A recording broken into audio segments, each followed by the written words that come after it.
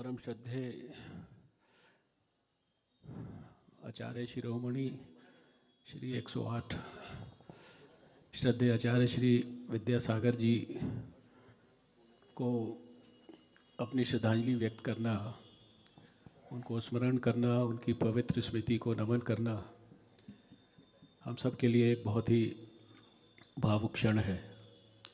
यहाँ मंच पर उपस्थित सभी महान संत जिन्होंने उनसे बहुत प्रेरणा ली और उस प्रेरणा को हम सबको वो निरंतरता के साथ ट्रांसफ़र कर रहे हैं। मैं उन सबको भी नमन करते हुए आचार्य विद्यासागर जी के बारे में, जैसा कि उनका नाम था, वो स्वयं विद्या के सागर थे और कब वो विद्याधर से विद्यासागर हो गए, ये भी जो लोग उनको नज़दीक से देखे होंगे। हमने तो दिल्ली में जन्म लिया, इसी दिल्ली के दरियागंज के अंदर बगल वाले स्कूल के अंदर, इधर वाले में भी और इधर वाले में भी पढ़ाई की। बहुत सारे ऐसे महान जैन संतों की प्रेरणा मिली, लेकिन शायद दिल्ली वालों को आचार्य विद्यासागर जी के साक्षात दर्शन करने का सौभाग्य नहीं मिला। वो गुजरात में भी गए, महाराष्ट्र में भी गए, राजस्थान में भी गए, मध्य प्रदेश में भी गए, छत्तीसगढ़ में भी गए, सब जगह गए। और 22 वर्ष की उम्र से लेकर और 77 वर्ष की उम्र तक जब उन्होंने समाधि ली, उनका जीवन एक ज्ञान का और प्रेरणा का सागर है। मैं समझता हूँ कि ऐसे संत शायद बहुत मुश्किल से इस धरती पर जन्म लेते हैं। उनको साक्षात भगवान की तरह भी अगर हम स्मरण करें तो इसमें कोई अतिशयोक्ति नहीं होगी, इसके अंदर कोई बात में कमी नहीं है। आचार्य विद्यासागर जी का जैसा कहते हैं कि शरद पूर्णिमा के दिन जन्म हुआ था, और शरद पूर्णिमा के दिन जिस प्रकार से हम कहते हैं कि पूर्ण चंद्र का जिस प्रकार का तेज होता है, वैसा ही जीवन में उनके तेज होता है। यूँ तो सभी दिगंबर संत और दूसरे जैन समाज के संत ऋषि मुनियों का जीवन बहुत ही प्रेरणादायक होता है। मैं हमेशा कहता हूँ कि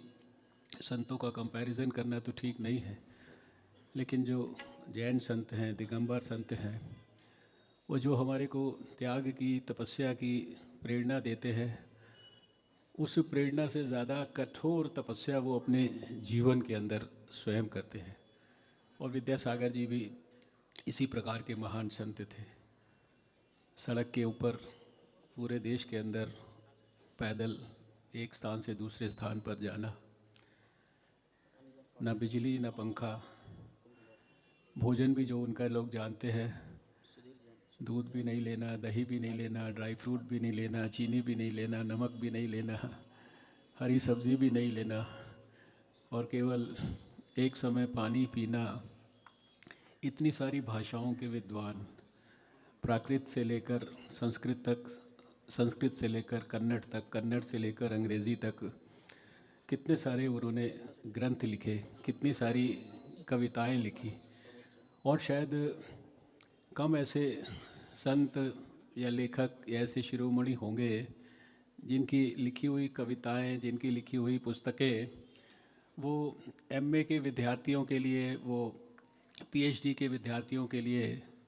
रिसर्च का सब्जेक्ट रही हो। मुझे नहीं लगता कि कोई और दूसरे संत को मैं कम से कम जानता हूँ जिन्होंने 500-600 से ऊपर महान बडिंग संत और हमारी आर्यालिका जी को, इनको प्रेरणा दी हो, अपने जीवन के अंदर दीक्षा दी हो। आचार्य विद्यासागर जी का जीवन कैसा रहा है, उस दिन प्रधानमंत्री नरेंद्र मोदी जी जब राष्ट्रीय अधिवेशन के अंदर उन्होंने इस बात की जानकारी सबको दी, तो 1 मिनट के लिए हमने देखा कि वो भी इतने भाव विभोर हो गए थे, उनकी आंखें नम हो गई थी, उनके मुंह से